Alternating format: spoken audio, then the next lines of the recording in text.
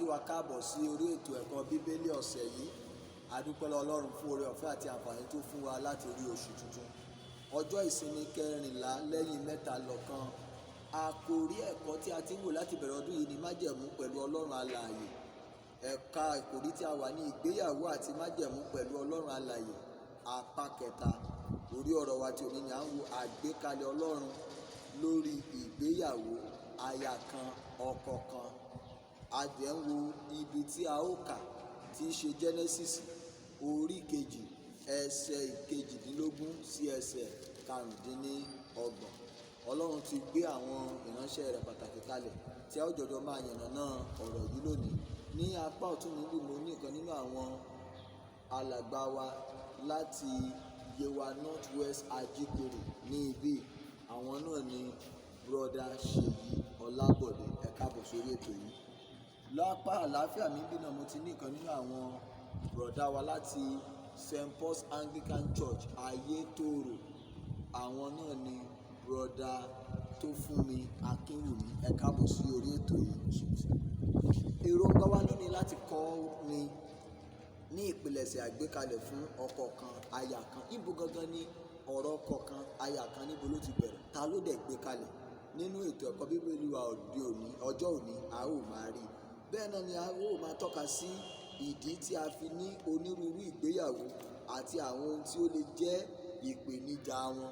Kí ló fa ìdí tí ẹlòmíì tí kò pinnu pé ó máa ní ọkọ méjì tó di ọlọ́kọ méjì? Kí ló fa ìdí tí ẹlòmíì tí ò pinnu pé ó máa ní aya méjì tó di aláya méjì lónìí? Àti àwọn irú ìpèníjà tí wọ́n máa ń dojú kọ. Nítorí náà ọ̀rọ̀ Ọlọ́run yóò tọ́ ọkàn wa sí ipasẹ̀ ìgbàlà ní orúkọ Jésù. Brother Seyi, ó fẹ́ kẹ́ bá wa ka ibi kíkà wa yẹn Genesis orí kejì ẹsẹ̀ kejìdínlógún sí ẹsẹ̀ karùndínlọ́gbọ̀n. Ọlọ́run Olúwa sì wí pé, kò dára kí ọkùnrin náà kí ó nìkan máa gbé. Èmi ó ṣe olùrànlọ́wọ́ tí ó dàbí rẹ̀ fún un.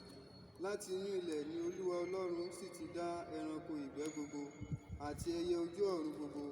Ó sì mú wọn tọ̀ Ádámù wá láti wo orúkọ tí yóò sọ wọ́n. Orúkọ tí Ádámù sì sọ olúkúlùkù ẹ̀dá alààyè, òun ni orúkọ rẹ̀. Ádámù sì sọ ẹran ọ̀sìn gbogbo àti ẹyẹ ojú ọ̀run àti ẹranko ìgbẹ́ gbogbo ní orúkọ. Ṣùgbọ́n fún Ádámù a kò rí olùrànlọ́wọ́ tí ó dàbí rẹ̀ fún un. Olúwa Ọlọ́run sì mú oorun èjìká kùn Ádámù, ó sì sùn, ó sì yọ ọ̀kan nínú egungun ìhà rẹ̀, ó sì fi ẹran dí ipò rẹ̀. Olúwa Ọlọ́run sì fi egungun ìhà tí ó mú ní ìhà ọkùnrin náà mọ obìnrin, ó sì mú tọ̀ ọkùnrin náà wá. Ádámù sì wí pé, èyí ni egungun nínú egungun mi àti ẹran ara nínú ẹran ara mi. Obìnrin ni a ó máa pè é, nítorí tí a mú jáde láti ara ọkùnrin wá. Nítorí náà ni ọkùnrin yóò ṣe máa fi bàbá òun ìyá rẹ̀ sílẹ̀, yóò sì fi ara mọ́ aya rẹ̀, wọ́n ó sì di ara kan. Àwọn méjèèjì sì wà ní ìhòhò, àti ọkùnrin àti obìnrin rẹ̀. Ẹ ṣé brother Seyi. Ádámù sọ gbogbo ẹranko ní orúkọ, ṣùgbọ́n kò sí nínú wọn tí ó dàbí òun fún ara rẹ̀.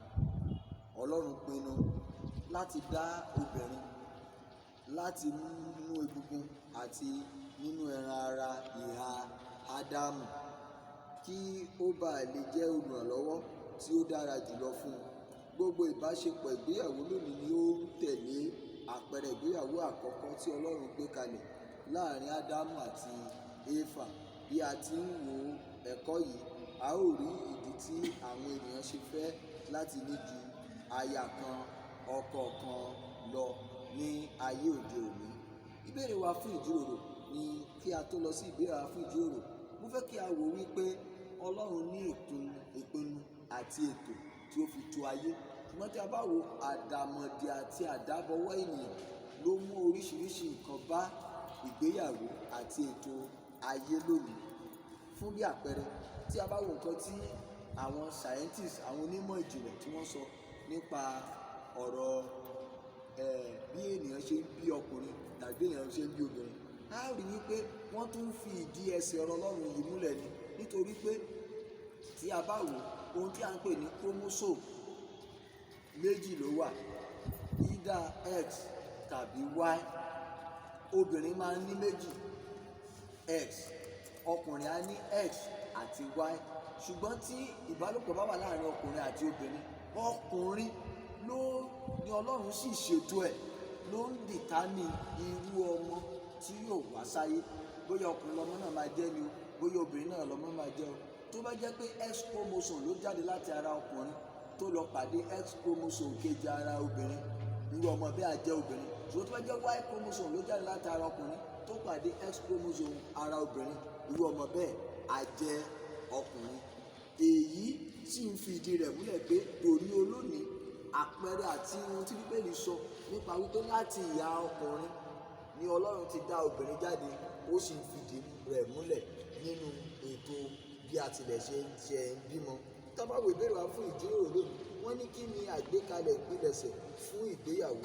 Ẹni mélòó ni ó wà nínú àgbékalẹ̀ yìí gẹ́gẹ́ bí ibi tí a ti kà láti ìbẹ̀rẹ̀ yẹn? Brọ́dá Tofunmi, mo fẹ́ kẹ́ bá wa dá ìbéèrè. Hallelujah o. Tá bá wo ibi kíkà tí a kà yẹn, a máa rí ní orí ìkọkànlélógún yẹn, a máa rí pé Ọlọ́run fi ohun kùn Ádámù ní àsìkò báyẹn láti mú egungun ní ìhà rẹ̀ láti fi dá olùrànlọ́wọ́ fún. Nígbà tí Ọlọ́run sì yọ egungun ní ìhà rẹ̀ yìí, nígbà tí Ádámù sì rí pé egungun ní ìhà sí rẹ̀ ni Ọlọ́run yọ, ó pè ní obìnrin ní ìdí ó ṣe olùrànlọ́wọ́ fún. Èyí tí Ọlọ́run sì yọ nínú ọyọ̀ kan ní éfà tí Ọlọ́run yọ lára rẹ̀. Ìdí nìyí tó fi jẹ́ pé aya kan, ọkọ kan, gbẹ́ bọ́lọ́run ṣe láti sàlẹ̀ bá láti lẹ̀ wá, bẹ́ẹ̀ ló yẹ kó ṣe wà náà láyé òde òní. Ẹ ṣé, ìyẹn ni pé ní ìgbékalẹ̀ Ọlọ́run, ọkọ kan, aya kan ni, Ádámù kan, éfà kan, kì í ṣe Ádámù kan, éfà púpọ̀, kì í dẹ̀ ṣe éfà kan, Ádámù púpọ̀. Ẹ ṣé. Ìbéèrè wa kejì máa lọ sí ọ̀dọ̀ brọ́dá Seyi. Wọ́n ní dárúkọ ìdí tí àwọn ènìyàn fi ní ju aya kan tàbí ọkọ kan àti àwọn ohun tí ó ṣeé ṣe kí ó jẹ́ ìpèníjà àwọn tó bá ní ju akọ kan tàbí aya kan lọ lónìí. A ní Genesis orí kẹrìndínlógún, Genesis orí kọkàndínlọ́gbọ̀n, Sámúẹ́lì kejì orí kọkànlá àti bẹ́ẹ̀ bẹ́ẹ̀ lọ. Kí lẹ rò pé ó fa èyí? Tá bá rí nínú ibi tá a kà yẹn nínú ìwé Genesis orí ìkẹrìndínlógún ẹsẹ̀ ìkejì sí ìkẹta, a máa rí pé àìfarabalẹ̀ àti àìnísùúrù Ábúráhámù àti Sarah, èyí ló fà á tó fi di pé Sarah mú ọmọ ọ̀dọ̀ rẹ̀ láti fi ṣe aya fún ọkọ rẹ̀. Eléyìí ó jẹ́ nǹkan tó jẹ́ kí àìní àlàáfíà kó wà nínú ilé Ábúráhámù. Ní ìtẹ̀síwájú, tá bá tún wo ibi tá a kà sí kejì nínú ìwé Genesis orí ìkọkàndínlọ́gbọ̀n ẹsẹ̀ ìkẹẹ̀dọ́gbọ̀n sí ìkejìdínlọ́gbọ̀n, a máa rí pé ète ènìyàn tí ó fẹ́ kí ẹnìkan máa sin òun, tó a máa rí níbẹ̀ pé Lábánì ó fẹ́ kí Jákọ́bù kó sin òun fún ìgbà pípẹ́. Ó wà lára nǹkan tó fà á tó mú kí Jákọ́bù kó ní ju ìyàwó kan lọ, àti àìní òye àṣà àti ìṣe ilẹ̀ tí Jákọ́bù ti fẹ́ ní ìyàwó. Nílẹ̀ yẹn ó ti wà nínú àṣà wọn pé àbúrò kò lè lọ sílé ọkọ síwájú ẹ̀gbọ́n. Bẹ́ẹ̀ lákọ̀ọ́kọ́ Jákọ́bù kò ní ìmọ̀ nípa àṣà àti ìṣe yìí. Eléyìí ó dẹ̀ fà á tó jẹ́ kó lò ju àkókò tó yẹ kó lò ní ilé Lábánì. Ẹ ṣé, tí a bá wo ibi tí bro Seyi tí wọ́n ń tọ́ka fún wa, a wo nǹkan tó ṣẹlẹ̀ nínú ayé Ábúráhámù, a dẹ̀ wo nǹkan tó ṣẹlẹ̀ nínú ayé Jákọ́bù. Bẹ́ẹ̀ náà ni tá bá wo Sámúẹ́lì kejì orí kọkànlá, a ó rí nǹkan tó ṣẹlẹ̀ nínú ayé Dáfídì àti Báṣébà níbẹ̀. A ó rí pé nípa ìlékóra ẹni ní ìjánu Dáfídì bá Báṣébà ní àjọṣepọ̀ nípa àìní ìbẹ̀rù Ọlọ́run àti láti kọ̀, torí pé kò síbi tí a ti kọ àkọsílẹ̀ pé Báṣébà gan tilẹ̀ sọ pé rárá, a mọ̀ pé ọba lè pa, ṣùgbọ́n yóò wà nínú àkọọ́lẹ̀ wípé ó takú pé rárá òun ò ṣe irú nǹkan bẹ́ẹ̀. Nítorí náà a ó rí wípé àwọn nǹkan wọ̀nyí náà ló dẹ̀ tó ń ṣokùnfà irú nǹkan bẹ́ẹ̀ ní ayé òde òní nítòótọ́. A ó rí níbi tí ọkọ àti ìyàwó nítorí àìtètè rí ọmọ bí, nítorí àìfarabalẹ̀, wọn á ní kán lọ dọ́gbọ́n sí i, wọn á lọ torí ẹ̀ ọkọ á lọ dọ́gbọ́n ní ìyàwó níta, tàbí kí ìyàwó dọ́gbọ́n lọ gbóyún wá láti ta nítorí àìlè dúró de àkókò Ọlọ́run. Lábàdẹ̀ wo ní ọ̀pọ̀lọpọ̀ nípa míì náà àwọn ọkùnrin tàbí obìnrin tó bá lọ níyàwó nípa àìní ìmọ̀, bóyá ẹnìyẹn ti ní ìyàwó pamọ́ síbì kan ni, tàbí kó ṣe má jẹ́ tẹ̀gbọ́n tàbúrò, tàbí tó ti ní ọkọ pamọ́ sí ibì kan ni, a rí bẹ́ẹ̀ níbẹ̀ lẹ́ni á ti di ọlọ́kọ méjì tàbí oní aya méjì. Nítorí náà ní ọ̀pọ̀lọpọ̀ ìgbà ó dára kí ọmọ Ọlọ́run ṣe ìwádìí kó dẹ̀ ní èròjinlẹ̀ nípa irú ìgbéyàwó tó fẹ́ ṣe kó lè dẹ́kun ìpèníjà. Bá dẹ̀ wo ìpèníjà tí Jákọ́bù ní ìdílé tiẹ̀ náà yàtọ̀ sí àìláyọ̀ tó wà nílé Ábúráhámù, a rí ìpèníjà wípé ó di wípé Líà àti Rákélì wọn ò gba tara wọn, débi pé ó tún di ti ọmọ dé ọmọ, débi pé ìran ọmọ Líà wọ́n fẹ́ pa Jósẹ́fù tí ṣe ọmọ Rákélì àti bẹ́ẹ̀ bẹ́ẹ̀ lọ. Ọlọ́run yóò ràn wá lọ lórúkọ Jésù. Ìbéèrè kẹta, wọ́n láti wo ibi kíkà wa, ìdí wo ni Ádámù kò sì fi ẹranko bí àpẹẹrẹ ìgbín tí ó rẹwà láàrin àwọn ẹranko ṣe aya rẹ̀? Hallelujah. Gẹ́gẹ́ bí ibi kíkà tí wọ́n ní kàkà, a máa rí níbẹ̀ pé àwọn ẹranko tí Ọlọ́run kó wá fún Ábúráhámù láti fún ní orúkọ yìí, a máa rí pé nínú gbogbo wọn ó rí ọ̀kín bó ṣe rẹwà tó, ó rí ẹyẹ, ó rí ẹran, ó rí màálù, ó rí kẹ́tẹ́kẹ́tẹ́. Nígbà tí ó fún ogun olórúkọ tó, ó rí pé kò sí tí ó lè jẹ́ olùrànlọ́wọ́ tòun, lẹ́ni tó lè ronú bí òun ṣe ń ronú, lẹ́ni tó lè hùwà bíi tirẹ̀. Ó rí pé kò sí èyí tó hun òun láti ṣe olùrànlọ́wọ́ rẹ̀. Ìdí ni eléyìí tí ò fi yẹ gẹ́gẹ́ bí ènìyàn, gẹ́gẹ́ bí ẹ̀dá Ọlọ́run láti gbìyànjú nípa afẹ́ jí ìgbéyàwó pẹ̀lú ẹranko lásánlàsàn. Gẹ́gẹ́ bí ètò tí Ọlọ́run gbé kalẹ̀, kò sí ẹ̀tọ́ bó tilẹ̀ òun kó le tó, kò sí ohun tó lè mú wa láti lọ ní ìgbéyàwó pẹ̀lú ẹranko. Ẹ ṣé broda Tofunmi. Ní gẹ́gẹ́ bí ètò àti àlàkalẹ̀ Ọlọ́run ò fi àyè gbà kí ènìyàn kó ní ìgbéyàwó gẹ́gẹ́ bí pẹ̀lú ẹranko bí a ti ń rí ní àwùjọ wa lónìí, tí kò dẹ̀ mú inú Ọlọ́run. Ẹ ṣé. Ìbéèrè tí ó kàdí ìbéèrè tí ọ̀sẹ̀ yìí, nínú èrò tìrẹ, ìdí wo ni o fi rò pé ọkọ kan àti aya kan ni ó dára tí ó sì tọ̀nà jùlọ nínú onírúurú ìgbéyàwó? Tá bá rí ní ayé òde òní, àwọn ìgbéyàwó tó fọkàn balẹ̀ yàtọ̀ sí pé ìgbéyàwó ọkọ kan aya kan, ó jẹ́ ìgbéyàwó tí Bíbélì ṣe àgbékalẹ̀ rẹ̀, tí Ọlọ́run dẹ̀ fi ọwọ́ sí ní ìbẹ̀rẹ̀ pẹ̀pẹ̀.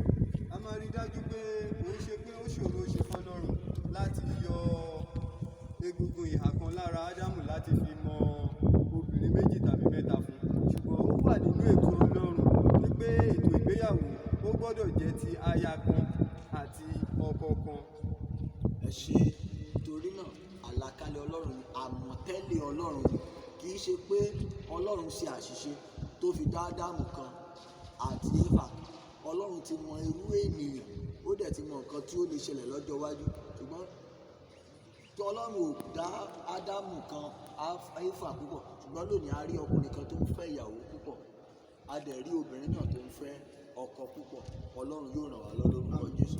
Ìpèníjà àti ìdojúkọ lélẹ́yìí mú bá ayé, kò dẹ̀ mú àlàáfíà bá àwùjọ wa. Tó náà gẹ́gẹ́ bí ọmọ Ọlọ́run tó jẹ́ Kristẹni àti àjùmọ̀jogún ìjọba Ọlọ́run, ètò Ọlọ́run ni pé kí ènìyàn ní ọkọ tirẹ̀, kó ní aya tirẹ̀, kí a jẹ́ ọkọ kan aya.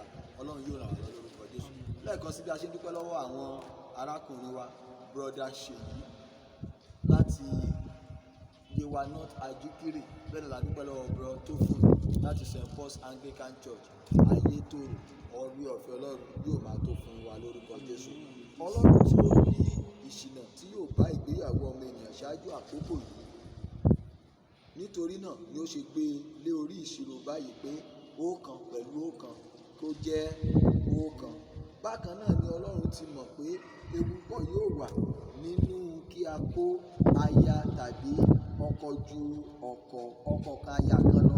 Gẹ́gẹ́ bí Kìrìsìtẹ́nì, bí a bá ṣe lè tẹ̀lé àgbékalẹ̀ Ọlọ́run ní ọ̀kan àti ọ̀kan tí í ṣe ọ̀kan, bẹ́ẹ̀ náà ni a ó ṣe rí ayọ̀ tí ó wà nínú orí ìfẹ́ ìgbéyàwó ti ọmọ Ọlọ́run tí Ọlọ́run fi lélẹ̀ ní àwùjọ ọmọ ènìyàn. Ọlọ́run yóò ràn wá lọ́wọ́ lórúkọ Jésù. Fún ìrònú, àgbékalẹ̀ Ọlọ́run ìṣirò fún ìgbéyàwó tí ó ní àṣeyọrí ni ọ̀kan pẹ̀lú ọ̀kan tí ó jẹ́ ọ̀kan.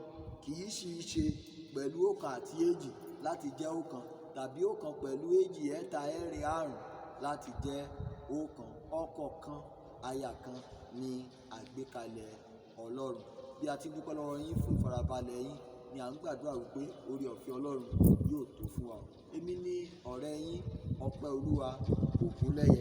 Ẹsẹ̀ àkóso Olúwa fún ọ̀sẹ̀ yìí òun ni Genesis orí ìkejì ẹsẹ̀ ìkẹrìnlélógún.